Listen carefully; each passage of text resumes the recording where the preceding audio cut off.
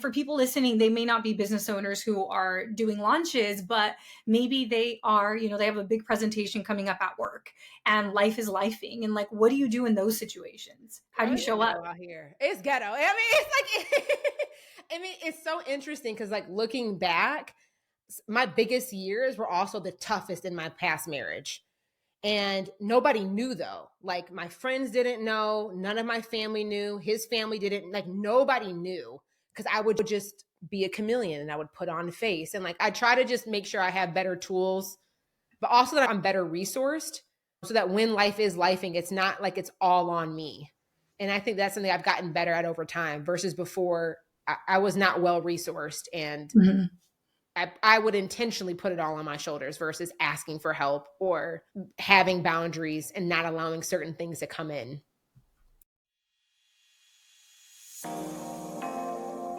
Welcome to the Chingona Revolution podcast, where we will bring out your inner badass Latina, overcome self-doubt, help you gain clarity, and pave your own path, all while leading with courage. I am your host, Latina coach and speaker, Erica Cruz.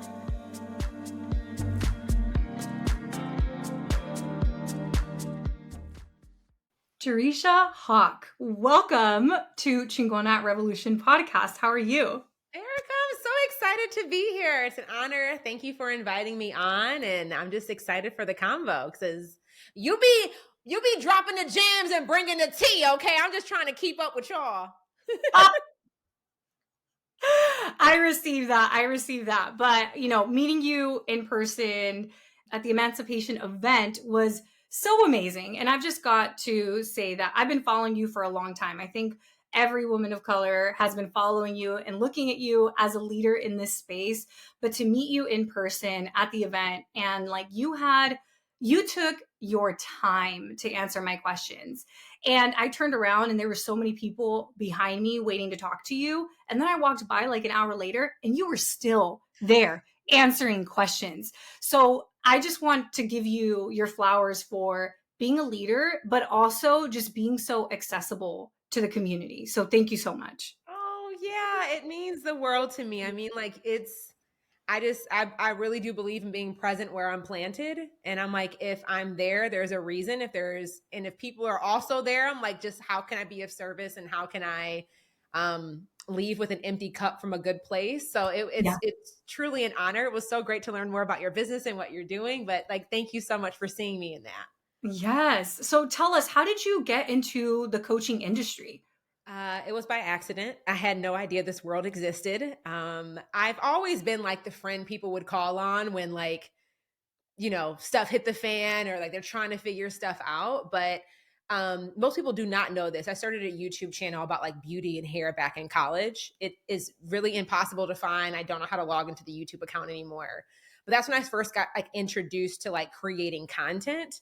Because back then I have naturally curly hair. I didn't really see a lot of people talking about what you need to do for your hair care. Looking back, I wish I never would have deleted that account because I'm like, girl, the naturals had a moment and I deleted it before the You moment. were ahead of the game with that one. You were early. I was too early.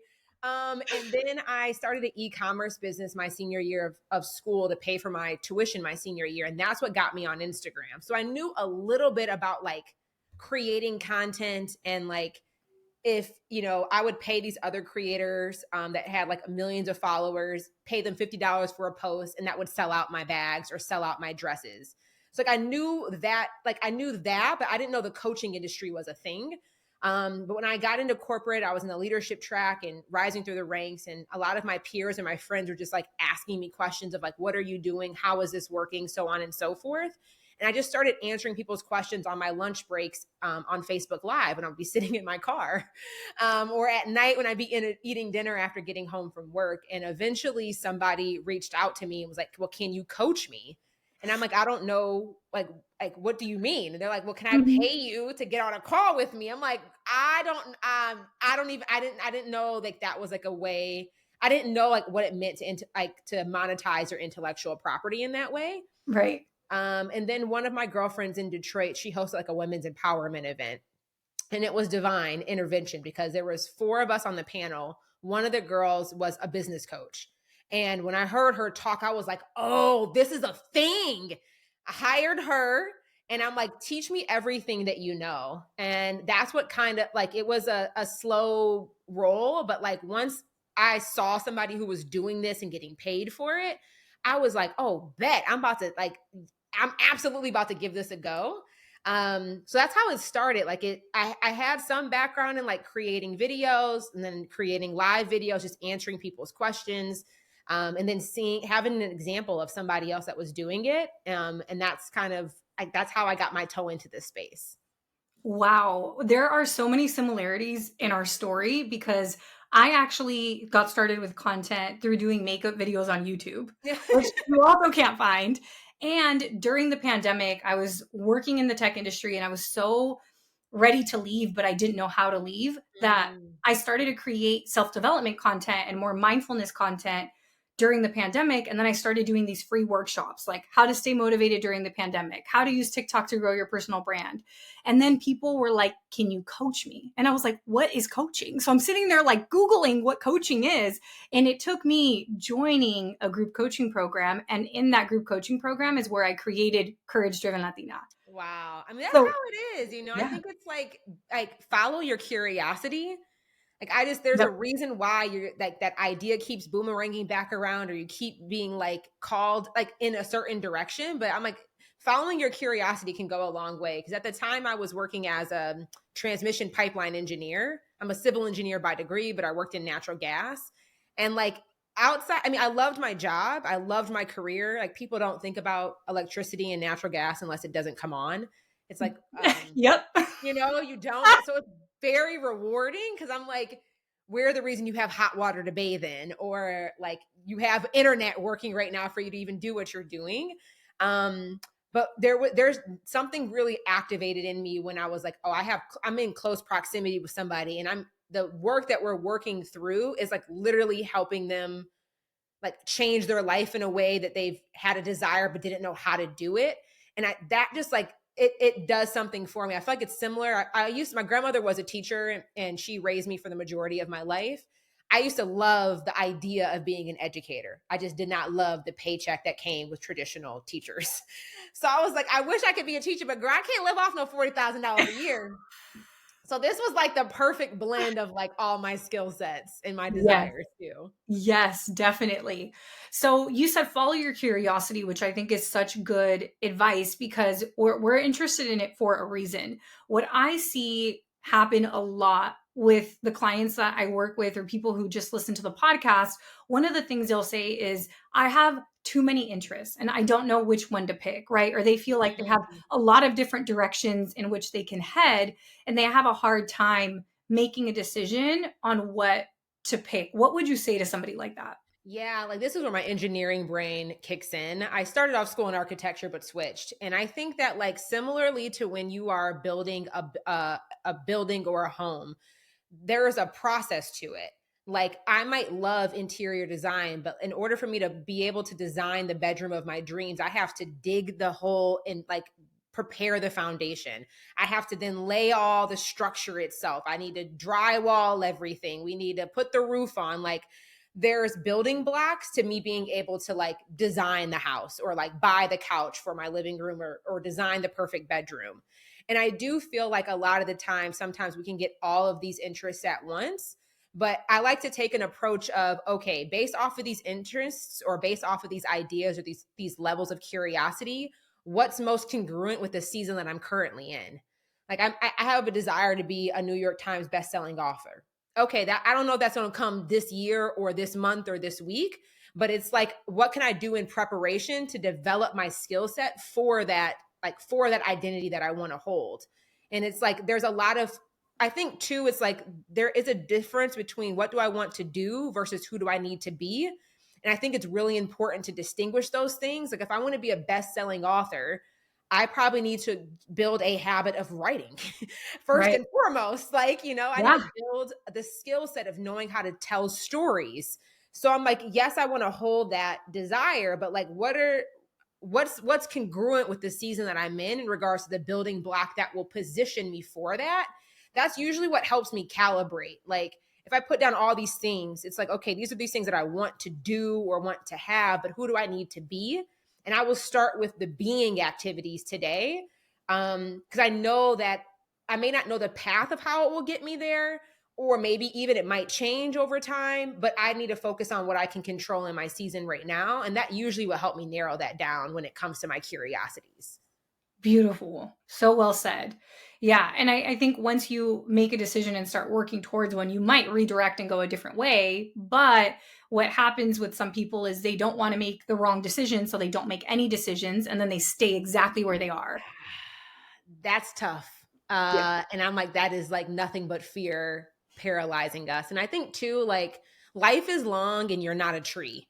What I mean by life is long is like you can't, I heard a quote recently is that you can't like get more days in your life, but you can put more life into your days. Oh, And I do beautiful. think that I'm like, oh my gosh, I'm like, I think I might have saw it on Pinterest and screenshotted that afterwards. But that was like, that hit me. Yes. But I think sometimes too, we can be afraid of like, we want all this now, or we're going to run out of time, or like something along those lines. And I'm like, you have a whole life to live. Some of these things may not come to fruition for another 10, 20, 30 years. That doesn't make them like less justifiable to go after them and pursue them. And the other thing is that like, you are not a tree. Like you have the ability to move. And I think that that is something else that we have to keep in mind. But I do resonate with what you're saying of like, I don't want to make the wrong decision. A mindset that I've had to adapt, especially in the recent years. I had this mindset in the beginning. I lost this mindset and I've had to retrain myself to have this mindset in this season of my life is you need to be willing to be seen trying. Like that is a core value that anchors me right now in this season is be willing to be seen trying versus only be willing to be seen if you're doing it perfectly. Because perfection is like not real. None of us Yeah. are perfect. Like the people that we admire are just choosing to show up imperfectly at a Mhm. high level of frequency. Like none of us know for sure what the outcome is going to be, but we have faith and we have commitment to the curiosity to continue to pursue it. And I feel like that's the real determining factor between quote unquote being a success or not. Yeah. And there's a cost of inaction. If you choose not to do it, like, are you happy with your circumstances if you choose not to? Like, you're still doing something by choosing not to do the courageous thing as well. And it's like, that's something else you might have to weigh in whether or not you want to live with that. Yeah. Yeah. You said that you had kind of lost this mindset. You had it and then you lost it, which one of the things I actually surveyed my audience recently, and one of the things that kept coming up is people said, "Oh, I used to be confident or I used to have my spark and then I lost it." And I think that's actually a really common thing, especially as a business owner, to feel like you're on top of the world and then like maybe life or something can happen that maybe affects our confidence or the way that we show up. So, have you ever kind of lost your spark and how did you get it back? Yes, I absolutely have. Have you ever heard of something called the Dunning-Kruger effect? Yes. Okay, I feel like that was like me to the T. And if you haven't heard of the Dunning-Kruger effect, like just Google it. But basically, it's like this chart that evaluates confidence versus like your knowledge. Yep. And in the beginning, I feel like of doing anything, your knowledge is like next to none, but your confidence is sometimes through the roof. Like there's a level of naivety there, and ignorance. Like you just don't know. So you're like, yeah, okay, I'm about to start a business. Cool. You don't know nothing. You don't know how to pay your taxes. You don't even know the details of like the intricacies of like why this is hard. And then as you start to grow a little bit, Mhm. you get more knowledge, you hit this peak, which I felt like I did. And it's like the peak of like, man, I can, you're just kind of running ignorantly a little bit and naively a little bit, but it's working. And then once you hit the peak, you start to drop where your confidence starts to decrease as your knowledge increases. And this is why I think that this Dunning-Kruger effect is so true, especially for the people who have like 1 million degrees and 1 Yep. million certificates and are like knowledged up to the brim. They read everything, they podcasting every day. And it's like your knowledge, it grows, but your confidence will start to drop because like you now know you know what's required. Like, you know that you now have firsthand experiencing knowing how much effort it takes to do this thing. Like, the naivety is gone. It's like all conscious. And I feel like that's definitely been me for a few years, where it coupled with like kind of what you said, I'm like, it's you don't know who's watching, but I feel like over time, my audience, I would get, when I go speak on stages or whatever, there's like this perception that I feel like other people have of me. So I'm like, people are holding this perception of me, and my knowledge is increasing and my confidence is decreasing. I now felt this like hesitation or fear of like, well, I don't want to be seen trying. Mm-hmm. I'm supposed to be the expert. I'm supposed to know. I'm supposed to have the answers. I'm supposed to have the advice. And I'm just like, child, I'm still figuring this out. Like, I mean, I've done a lot of things right. And also there's still a lot that I'm navigating and figuring out. And then you couple that with life transitions. Most of my success happened in my 20s into my early 30s. And then, so you're going through life. I'm maturing as an actual individual. I'm like learning what my own real desires are. I'm figuring out my own identity outside of the labels or society or my life experiences have like shaped me into being.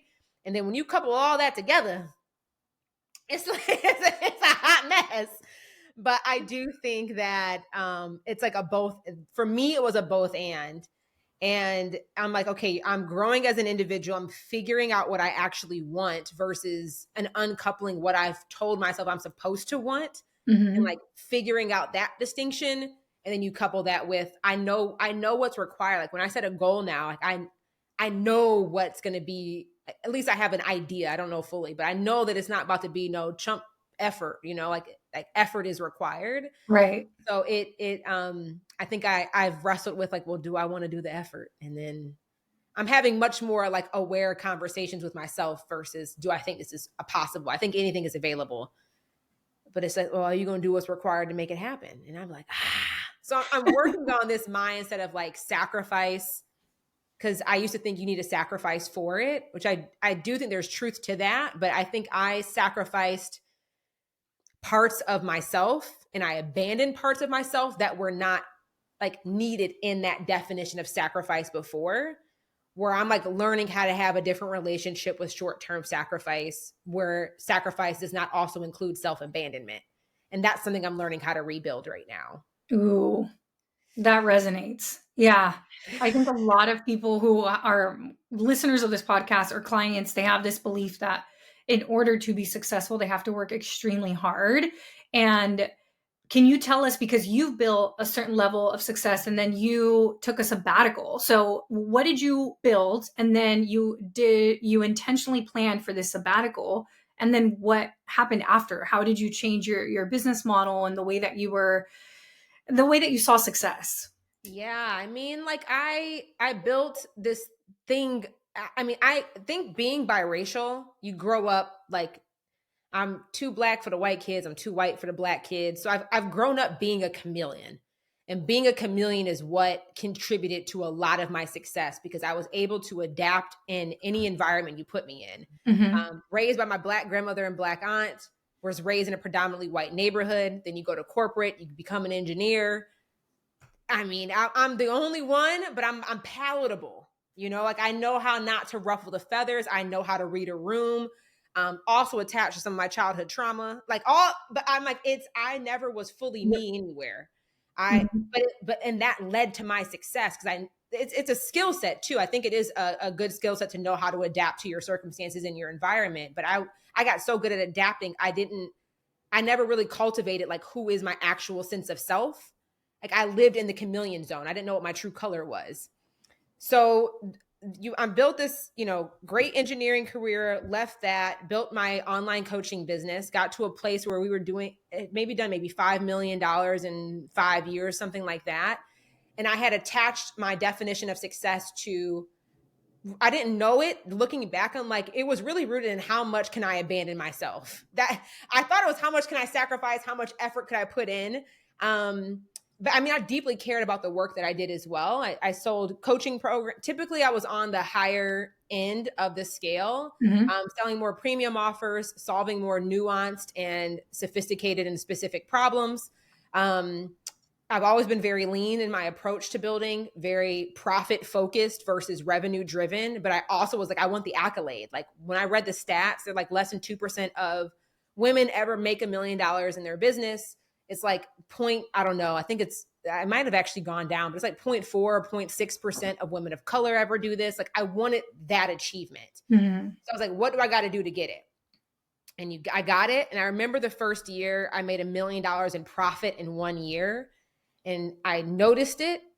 And then I'm thinking, okay, my life is supposed to change. The next day, I'm like, ain't nothing changed. Like you think that you hit this peak and like everything is just going to everything's just going to be perfect. Like when this happens, then I'll be happy. Mm-hmm. And it's like, Mm-hmm. when that happened, I realized how much did you give up of yourself to do this? Yeah. And yes, part of it was like, I don't want to like say that from a place of like, I was fighting for my survival.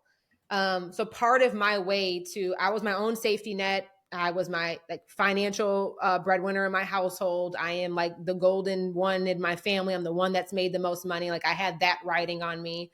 I wanted that sense of safety and security in my personal net worth. So that was something that was like attached to something that was very important. I wanted choice and optionality. In America and capitalism, money is what buys that. I wanted that freedom for myself. But I realized too that there's levels of freedom. Like there's that financial freedom of like, and then there's freedom in how safe you feel making choices congruent with your desires. Like there's different levels of freedom. Right. So that was like the first stage. How I took the sabbatical and planned that, I was in Bali on vacation and met this incredible couple who was on a sabbatical. They were like educators though for like a boarding school in upstate New York. And they're like, every 7 years, our job will give us a year off paid to take a sabbatical. And it's congruent with the Sabbath, 7 days, every 7 years, you should have a break. Mm-hmm. And that planted a seed of like, girl, wait, what? I'm allowed to take a break from all of this? Like, so that planted a seed. That was back in 2019. It planted that seed of like, okay, go hard for 7 years. Build everything you can build in 7 years. And after your 7th year, put yourself in a position where you can take the break off. So that's what planted that seed. And then around year 5.5, I was like, remember you talked about taking that Sabbath your 7th year. The other thing I also learned is that like in traditional hedge fund, private equity, when people buy and sell companies, they'll normally build it for 3 to 4 years, or 5 to 7, depending on the industry. And then they will take a break for 2 to 3 years before they go buy another company. Every other industry has built-in breaks but us. Athletes, they train for a season, they're off for a season. Politicians, like every other industry, typically, like, especially high performers, have a built-in break into the normal cadence. I just feel like a lot of us solo, like independent entrepreneurs, we don't think about that. Right.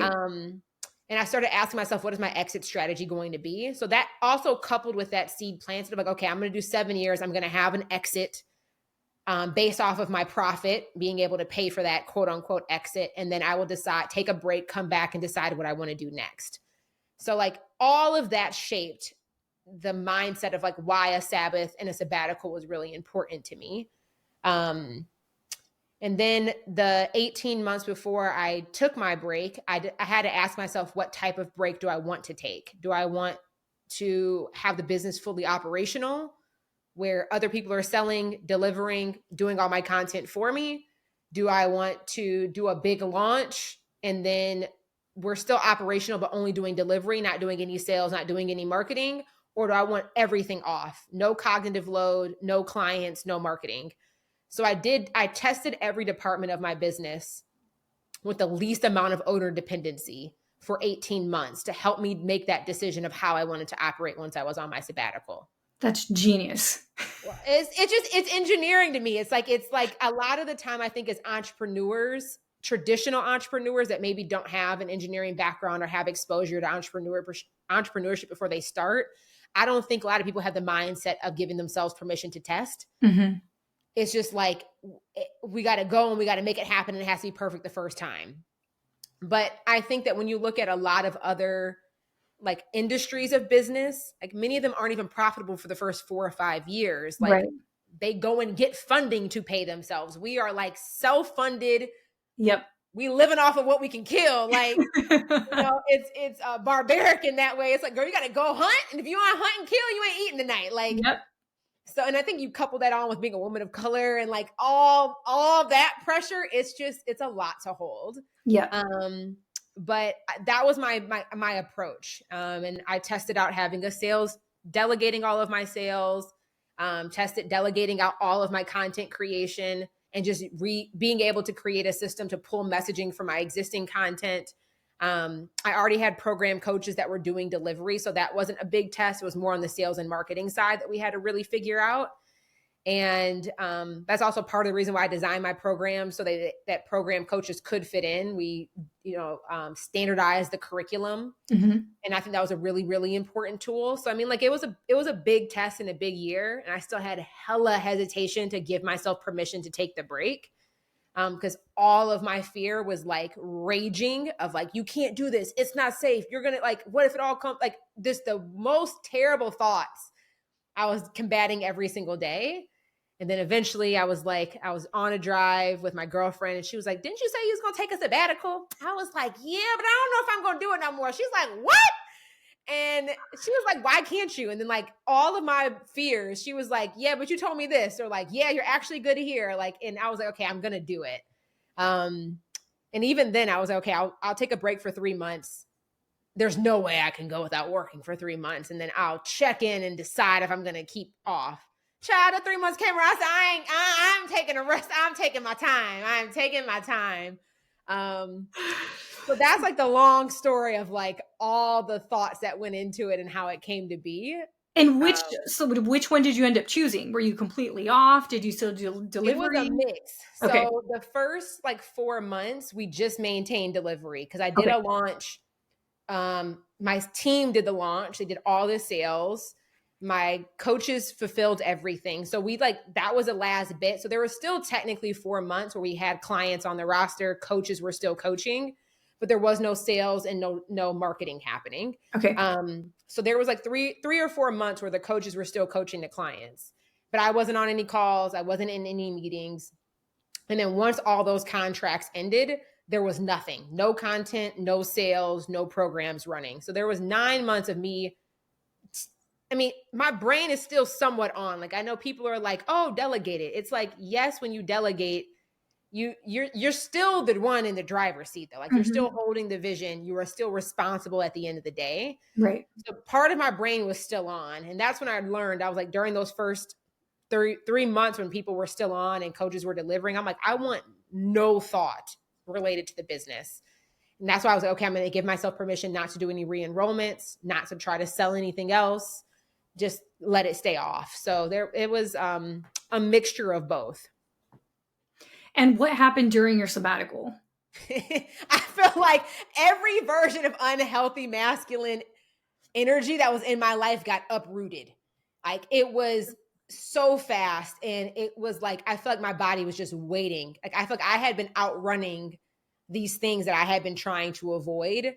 Like my relationship with my father, that came to a head. Like we had some of the most real conversations we've ever had. My dad was in my life for probably till like end of elementary school, but then I moved out and moved in with my grandmother and my aunt raised me thereafter. My mom left when I was 2 years old. So like a whole family dynamic, but like there was a lot of anger and a lot of resentment that I had towards my dad that I'm like, I'm a bubbly, happy person, but like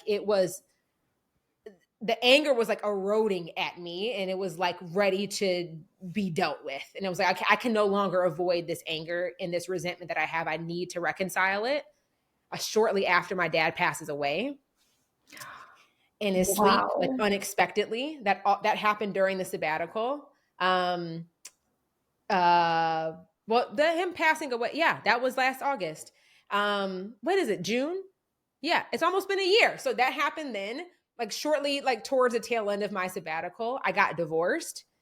And it was like, I knew how to fight and advocate for the things that were in my life. I had this belief that I'm like, you can't give up on people. Your parents abandoned you. They gave up on you. You can't give up on people. But child, I'd be fighting to the death of me for something that ain't meant for me to be fighting for. And that was a tough situation, in the sense that like, he was a great guy, like really good human. We did the therapy, did all the things, but like I'm like, I feel like we both chose each other from a place of self-abandonment. And we were great for each other for that season, but it was like the end of a good book. It was like I don't hate the book. I'm not mad at the book, but the book is over. Yeah. So that got uprooted. And then I felt like my unhealthy masculine energy, how I showed up in my business, all that got reconciled. Like, and a huge part of all of this was just like learning how to have a relationship with grief. I feel like is like the umbrella of what my sabbatical was. And I feel like the biggest lesson was like, it's safe to surrender. My safety was rooted in like what I could control. And I would pick relationships and pick things that I felt like I had control over, versus I felt no sense of safety prior to my sabbatical, and like surrender. Surrender to whom? Like, I feel like even my relationship with God is like, girl, I'm trying to help. I'm like, no, big dog, I got it. Like, appreciate you, but I'm good. Like it was, but a lot of it was grieving. I'm like, my therapist was like, you are depressed and you are like grieving right now. I'm like, girl, I'm good. She's like, no, you're not. Like, and I never thought that. I'm like, you're outrunning having to deal with all these things that you've never had an opportunity to grieve. Grieving the loss of your parents not being who you wanted them to be, grieving the version, like how much you've had to abandon yourself for the sake of love, like grieving how much you've had to sacrifice and give up of yourself for the sake of success and security. Like, so it was a lot. I did a lot of like heartbreak healing and like grief work to try to process a lot of this stuff. I got into somatic therapy. I'm like, if anybody's listening and you are like a heavy therapy girl, you do a lot of talk therapy and like cognitive therapy, you can intellectualize, you can point back. That's a mother wound child. I don't know what that is. Mm-hmm. You are in your head, not in your body. Yep. And I'm like, so I learned how to be in my body. I hate it when people used to say that to me because I had no idea what that meant, but I was just so disconnected from myself. So it was a lot of like reintegration. It's like when I started reading fiction books again, I basically also dedicated a big chunk of my sabbatical to like give yourself the childhood you wish you had. So it was a lot of like exploration into hobbies I had always wanted to do. I'd always wanted to do a dance recital. So I signed up for a sensual floor play class. It was lovely. I know, it was terrifying. I never knew my first public recital because it was like an 8-week class. You learn the routine and then you perform. Would be in like red lingerie and stripper heels, but like here we are. Like, you know, like it was like really like tapping into my desires. So yeah, it was I call it my homecoming. It was like my return to myself. And really like tapping back into your feminine energy after being so heavily in your masculine energy, running the business you had run and the type of relationships you had in the past. Yeah, I never felt safe in my feminine. Like my friends would always tell me like, Jay, you're super nurturing. You are super feminine. But I did not self-identify with that. Because in my mental and in my world, it was like control, force, like tight shoulders, clenched butt cheeks, like all the time. Yeah. Versus like they're allowing for flow, trusting in things, like allowing other people, like receiving support and help. I'm like, receiving help. Like I never made I'm like the friend that makes no asks. And I learned that that's problematic. I'm like, I was afraid of depending on other people. Yeah. And that will impact every version of your life and your business. Like I kept hiring people that would never be able to meet the needs of what they were being hired into. And over time, I learned how to depend on people in business but there had to be a financial exchange. I have to pay you in order for me to be able to depend on you. Mm-hmm. Versus like you're allowed to have relationships in your life that fill you up just as much as you fill them up. So it was Whoo, child. I'm like, I feel like God was like, girl, I'm so glad you slowed down. Let me get to work. I've been trying to do this on you for Like, years. I've been trying to get your attention this whole time. I feel like it was like, okay, cool. You're done now? Okay, let me take over. That's what it felt like. Does it feel like everybody around you is manifesting their dream job, starting businesses, finding their dream partner, and you're just sitting there wondering what in the world you are doing wrong? Maybe you feel stuck, or maybe you are stuck doing research over and over before starting the thing that you know is going to bring your life fulfillment. If so, I would love to invite you to my free webinar, The 90-Day Manifestation Path to Entrepreneurship, Courage, and Career Pivots Without Feeling Scared, Stuck, or Overwhelmed. In this free webinar, you are going to learn the exact 3-part process to stop overthinking, start taking aligned action, and to apply manifestation principles into your career and to your life and into every area of your being. Because manifestation is not just hopeful thinking. There's a method to it. This is for you if you are a first-gen Latina or woman of color who knows that they want more clarity, more confidence, more freedom, even if you don't know exactly what that looks like yet. Maybe you've been thinking about launching a business, changing careers, or putting yourself out there with your content, but something always seems to get in the way and hold you back. What you are really craving is flexibility, fulfillment, and freedom. And while the path may feel overwhelming, I want you to know that this is possible for you. Manifestation doesn't just work for some people and not for other people. In this free webinar, I'm going to walk you through the exact steps to help you move from stuck and scared into confident, courageous action. At the end of the webinar, we are also opening doors for my signature group program, Courage Driven Latina, which is a transformational 12-month coaching program to help you gain clarity, build confidence, and complete your dream project within 90 days. And what makes this round extra special is that I am donating 10% of all sales made in July to organizations supporting immigrant rights and families that have been affected by deportation. If you've been waiting for the right moment to join this program, this is it. Your dreams deserve a chance, especially now. This webinar is happening on July 14th at 5 o'clock Pacific time. Click on the link down below to secure your spot. I'll see you there. So thank you for sharing so vulnerably. I'm sure that people listening resonated so much with that. I'm curious, obviously, like in that year, you took the time off, you had the time to work on this.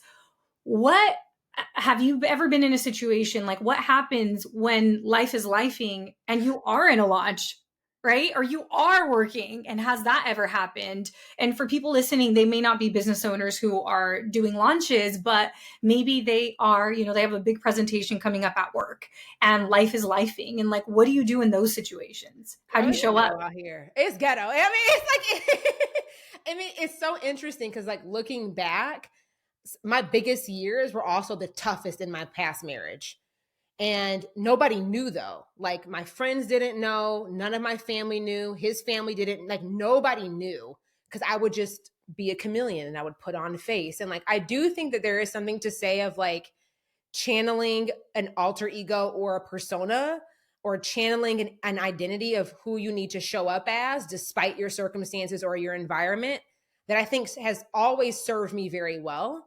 And there's like triggers that I will do for myself of like, okay, if I need to, my mood is mooding or like life is lifing, what can I do to kind of activate like the highest version of my identity?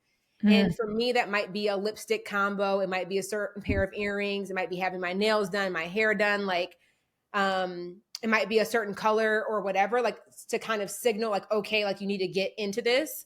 I was very good at compartmentalizing, also probably problematic, but like during that time I didn't have other tools. I think that was something else. I did not have a large repertoire of tools to use in those moments. The tools I had back then to my knowledge was like compartmentalize, put on your mask and put on your armor and put on your persona and push through. Who I am today, like my body, now that I'm in it, I feel like now that I'm in my body and like feeling everything on the feeling wheel, my body will like, it is very difficult for me to force myself to like push my way through anymore. My body will revolt against it. Mm-hmm. So that's when I'm like, okay, you need to learn other tools to learn how to self-regulate when life is lifing. Yeah. So I feel like that's what it's much healthier to do that too. If anybody listening, like what I did before worked, not sustainable. Okay. Not sustainable. I don't know if I'll be able to ever function like that again, but I'm like, I needed to, what does it, like, how do I learn how to regulate myself? And for me, that has been a lot of somatic work, learning how to breathe better, which I feel like sounds whatever because you breathe all the time. But I was a very like shallow chest breather. I did not have full body breaths. So I've started doing like, I do breath work. I do like morning movement is critical for me right now to maintain a regulated system and to be able to regulate myself in the midst of chaos. Mm-hmm. And just finding other tools and other outlets to support me when everything else around me feels like it is going into chaos. And I will say, like, life ain't stopped lifing. You know, it's just I feel like I've got better at learning how to regulate and be at the center of the storm versus being of the storm and in the storm. It's like, but the more I know how to like calm myself down, the more I know how to I used to do a lot of like external validation and seeking outside things to fix me versus like I do my solo dates now once a week that are like non-negotiables for me. Like I like the love that I'm craving or like the things that I wish other people would fix. I'm like, how can I pour back into myself? Yeah. And I used to hear people say that all the time. I'm like, girl, that is like trash. I'm like, no, they're saying it for a reason. And I had to do my own work. Like I really had to like learn how to deal with these emotions that I had been suppressing for the vast majority of my life. Grief, anger, rage, resentment, like all that stuff usually I feel like impacts me, especially when life is lifing, from people who are super close to me, like my family, my personal relationships, my friendships. Right. And I feel like the more regulated you are, like trying to maintain a level of neutrality in my emotional range helps me a lot when it comes to having to show up in business. And it makes me think too about when I used to work in corporate. I'm like, you could be having a bad day or go through a breakup and like you'd still have to go to work. Yep. You might take your mental health day or take a sick day or whatever, but like you still had to figure out how to show up. And I think that that is something that in the entrepreneurial world, I think I'm like, girl, if you had a job, you would like, what would you have to do to show up to get to work? Yep. And I'm like, I try to just make sure I have better tools, but also that I'm better resourced so that when life is lifing, it's not like it's all on me. And I think that's something I've gotten better at over time versus before I was not well resourced and I would intentionally put it all on my shoulders versus asking for help or having boundaries and not allowing certain things to come in.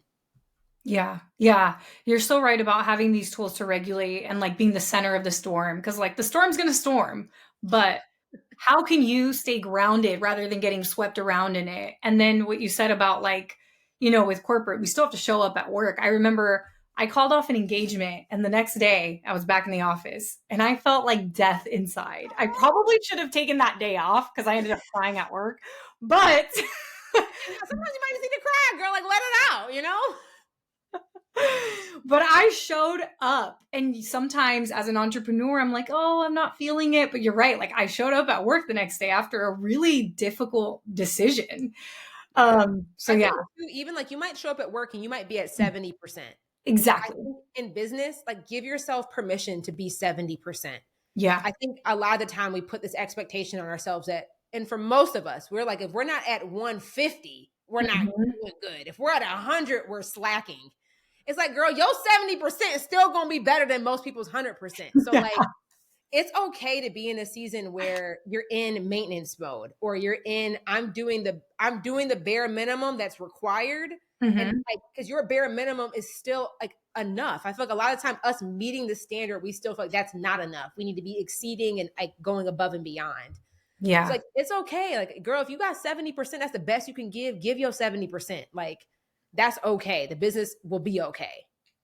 Yeah. Yeah. You're right. Especially for women of color, right? Our 70% is like, girl, your 70% is stellar. Okay.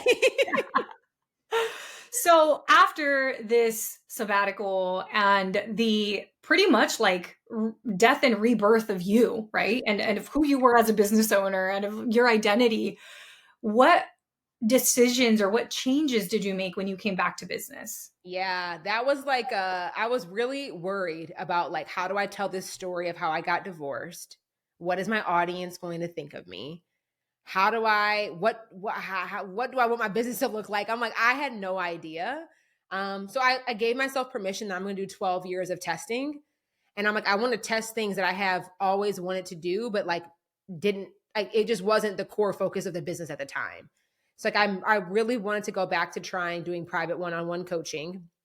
I did that for like 8 clients at the very beginning of my business back in 2016, early 2017. Had never done private coaching since then.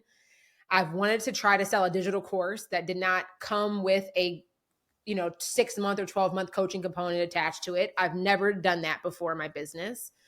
And I wanted to figure out how to like not only create content from a place of me being like this person who has it figured out, but like lead more an identity-based messaging and marketing approach. So it was a year of testing and I was like, okay, I'm going to give myself permission to allow my pace to go at a healthy pace versus balls to the wall, like go hardcore, which I've never done either. I've always been a very like all or nothing type of person.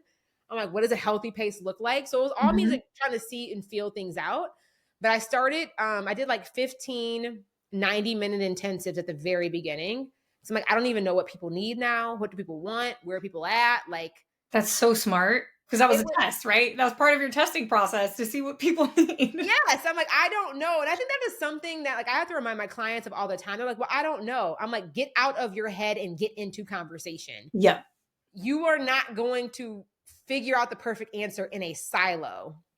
And I really tried to get back to my roots of like how I started. It was like you be willing to be seen trying. You're no longer naive, but I need you to move with that type of like, who cares if somebody sees, like, who cares if this doesn't work out? Right. Versus you feeling like you need to manufacture everything to have the perfect outcome. Just like be in the process versus trying to predict and perfect the perfect outcome. So I did 15 90-minute intensives, and that was like really enlightening. That then transitioned into either 3-month or 6-month coaching engagements that are private one-on-one. Because I wanted to test that out. And I needed also like, I think that when I was living at the there's the edge of what you have capacity for, and then there's the edge of what you can tolerate. I was living at the edge of what I could tolerate before, which is far beyond what my body had capacity for. So I was like, I was really afraid of like falling off the cliff again. I didn't know where my new edge was. So I was overly cautious, quite honestly, which I still kind of am. I'm trying not to be so cautious. I'm trying to trust myself to know that when I hit an edge, I will pull back and not just keep extending. Yep. So that's a rule for me right now, is that I'm allowed to operate at the edge of my capacity as long as that's a conscious decision. I am no longer like living in the edge of what I could tolerate. There might be moments where we need to like do a little push or something, but like that can't be where I reside. Right. So that was a constraint that I put on myself. But 90-minute intensives, I did 15 of those. That transitioned into, I realized that my edge of what I had capacity for was 8 private one-on-one clients at a time. I did a mix. I also tested this out of doing a mix if either client's doing a flat rate payment or revenue share, which is something I've always been really curious about, because part of the reason why I never hired private one-on-one coaches historically is I'm like, dude, I'm going to drop 10, 15, 20, 30, $50,000 for this person. And I'm like, I have no idea. Like, they ain't got no skin in my success. Like, it's just like, which I don't know. I don't know why I always felt that way, but I'm like, wouldn't it be really cool to have more of a partnership approach? Where if I'm having a low month, like I don't feel this pressure and fear that I can't pay my coach. And if I have a high month, like, and they're helping to support me and support me at a leadership level to make that happen. Like, I wanted to test what that was like.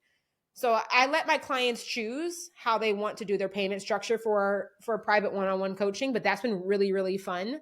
You're the Um, first person that I've ever seen do that. And I'm curious, like, do you think you'll keep doing it? What have the results been so far? yeah, I like the option. Like, I mean, there are some clients where like, dude, if you come to me already making, you know, 300,000 or $500,000 a year, it's probably cheaper for you just to do the flat rate option. Right.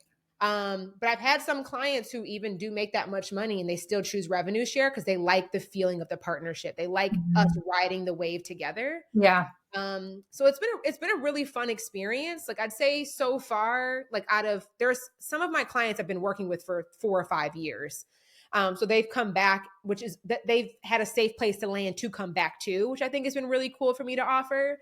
For clients that were new, they're on average staying about 9 to 12 months, which has also been nice. I mean, we'll see how long that the retention, continues to stay because I'm only like maybe 9 or 10 months into doing this. Mhm. But it's been really cool. Like I actually really like it. There is something you have to get comfortable with because you're like you don't know how much you'll get paid from a Right. portion of your clients who are on revenue share. Yeah. Um, but that's I think too. I have like you need to know your own coaching style to know whether or not that's a smart fit for you. I've always been the type of coach where I do more than just coach. I do advise. I do play to a level of consulting, like, but that's my default. Like that is just I don't know how to coach any other way. Right. So I've always been a very hands-on coach, even when I led coaching group programs. And that's just the type of coach that I am. And I'm also really good at I think I have a good picker.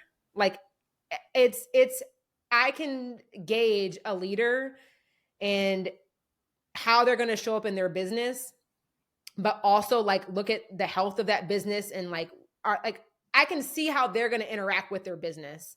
And it's not like I only pick clients that are like, oh, if you're not in a hyper growth mode, then I won't work with you. Like, no, like I'm like, let's honor your pace and whatever that is for you. But it goes back to surrendering. Like, I don't feel like I have to have all this control anymore. And it's been really good. It's been really good practice for my nervous system of like learning how to surrender and not be Mhm. attached to the outcome, but just be committed to the process. So it's Yeah. been a healing journey for me too. But I just like it. Like my clients who do choose it, some clients have done like the flat rate fee first, and then when they re-enroll, they do the revenue share. Some clients have done the opposite. Like some clients won't do the revenue share. They're like, girl, I already know we're gonna be making guap together. Let me just play you the flat rate. Like I'm not even about to do the revenue share with you because it's Mhm. gonna be too much money. There is a cap that I do have in a month though. Like if you make like 150 grand in 1 month, I won't exceed $15,000 in revenue share. So like there is a cap. So like some clients are like, okay, I can't wait till we hit that cap. Like it's more of a motivational thing. Yeah. But it shifts the dynamic of the one-on-one because it's felt like you have a strategic partner on the team versus Yep. like I don't know. So it's been so far. I really do like it. I don't see myself getting rid of it. I do like giving clients the option though. Yeah, that's great. So obviously you launched the course. I know because I joined it. That happened. So where are you now? Where's Jereshia now? I'm still in my tail end of testing. So that was something I wanted to test. The Market Like a CEO course. Like private one-on-one coaching is still the nucleus of the business. And any Mhm. other offers I do are in support of um, like what are the steps that a client would need to take or a Mhm. skill set that a client would need where private one-on-one would feel like a good next step. I do also do like virtual VIP weeks or in-person VIP days. And I'll still do intensives as my capacity allows for it. So that's kind of like where I'm at right now. I don't know what I'm going to do next year. Hopefully, I'll be pregnant, child. I'm praying for my womb to be infiltrated by a little baby blessing, which is like wild for me to say out loud because I being a mother felt like so out of reach a couple years ago. I felt like that was just I'm just destined to be the rich auntie.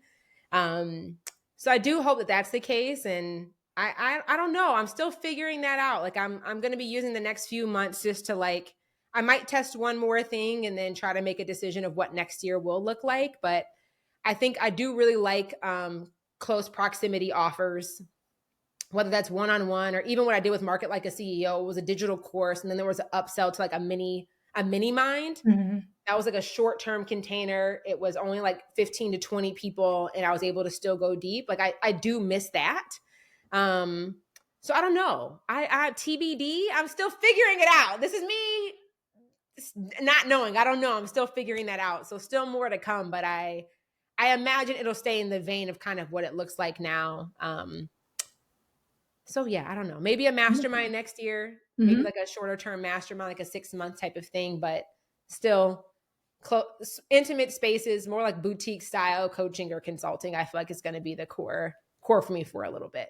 Yeah, beautiful. And I just want to point out like how comfortable you are with the not knowing, right? I think that that's so not like me though. Like I want to like me before my sabbatical, like I used to have the next 3 years planned out, mapped out and calendared. Like my blackout, there was blackout dates for when I would take off. Like I would know all that in advance. This is like total opposite from how I normally function. But that's where miracles happen. Yeah. Right? Like that's like leaning into the unknown is where the unexpected comes from. This is like my manifestation-y brain that turns on. But yeah, we're helping you manifest a child. That's amazing because I'm here for that. Yeah. I have a mastermind. It's called Magnetic Mastermind.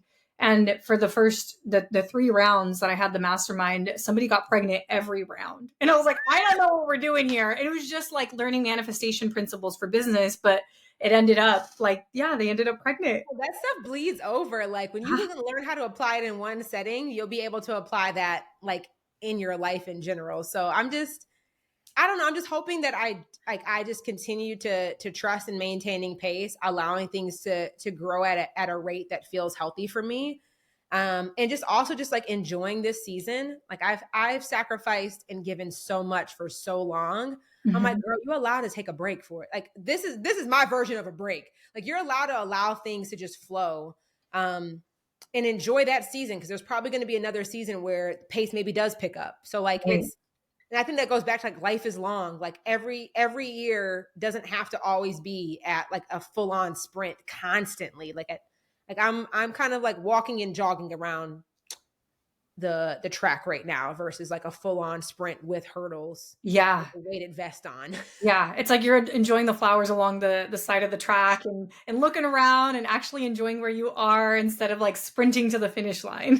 Yeah, so I'm like, okay, just be cool with that. Cause like, you don't know. And the next season, like, I'm like, I don't know, maybe one day I could see me with like a TV show or doing more like in-person events again. Or, I don't know. Like I like you said, I'm open to the possibilities. I'm open to whatever the world has for me. I don't know fully yet. Beautiful. Is there anything I did not ask you about that you want to share with the listeners? When you were talking about your courage project that you do, it made me think about, even when I met you, I was like, man, what are you being courageous about right now? Because I do feel like my relationship with my ambition is in a weird place. Because before, ambition for me was just like, it's got to be the biggest thing possible, or it's like you're playing too small. And I've wrestled with that of like, what does it look like for me to have, like, what am I courageously trying to start? Or what does it look like for me to have ambition? Again, that doesn't require me to abandon myself. I don't even know what the question is, but that's just something that I've when I was having the conversation with you, when I met you, and even at the beginning of like, before we kicked off this conversation, it's just like having that courage to start. I don't know. There's just something in that has just been like kind of matriculating in me, that I'm probably going to journal or go flirt with a little bit more later. Yeah. And I think I've always associated courage from historically, I've associated courage with like doing the brave thing, but I've associated doing the brave thing with like walking away from things because I walked away from a tech job and then an engagement. And then the further I got in this journey, I was like, wow, like courage sometimes is like deciding to try and deciding to stay and deciding to be vulnerable. And I think for you, taking the sabbatical was one of the most courageous things you could have done. Oh, 10 right? 100%. Yeah. I mean, or even right now, saying, I don't know, like that's courageous because like you mentioned before, you were so focused on, all right, what's the plan? And I'm sure your engineering brain is like, what do you mean we don't have it planned out? Like, so that is courage in my mind. I mean, I think that like having the courage to say out loud that I want to be a mom, I think is like, It makes me super emotional. I feel like that's the courageous thing I'm doing right now is like actually holding that as a real intention and doing the things for like, I've been taking reparenting classes. I've been like learn how to regulate my own nervous system so I could regulate and teach another human being how to regulate themselves. I've been really intentional with my diet and like movement, just to like have a healthy body. Yeah. But I feel like that's probably the courageous thing that I've been, even with how I've been rebuilding the business. I want to do it with babies in mind. Right. Of like, how do I build this that if I were to get pregnant or if a kid were here, there's spaciousness and options. So I don't know. I feel like that's my courageous thing right now. Like, and it's sometimes I feel like, well, it's not big enough or it's not money related. And I'm like, girl, everything ain't got to be, money is not like, I think that's something else I've been uncoupling is that like success, there's so many different variations of how I can define success beyond just like what will make me more money. Because so much of my identity used to be attached to like that versus enjoyment, pleasure, desire, fulfillment outside of just like monetary gain. Definitely. Yeah. Once you are a mom, we're going to have you back on. Tell us about motherhood and business and how are you doing this? Because I'm not a mom, but a lot of my listeners are and a lot of my clients are as well.